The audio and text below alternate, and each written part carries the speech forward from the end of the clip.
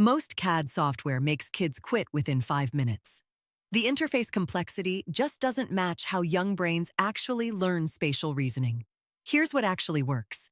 For kids 6 to 9, Tinkercad is the move. It's completely free, runs in any browser, and uses simple shape-combining logic. After testing it with elementary students, we found they're building recognizable models within 20 minutes. No downloads, no learning curve that requires a parent with an engineering degree. Between 10 and 13, 3D bridges the gap by speaking Minecraft. Kids carve models from solid cubes using hammers and chisels, which clicks instantly if they've spent any time in block building games. Once they hit 14, they're ready for real parametric CAD. Onshape Education gives students the same professional tools engineers use, completely free with a student account. This isn't a toy anymore, it's actual job-relevant software. The key is matching interface complexity to their development stage. Push too hard too early and they bounce off. Start right and you're building real maker skills.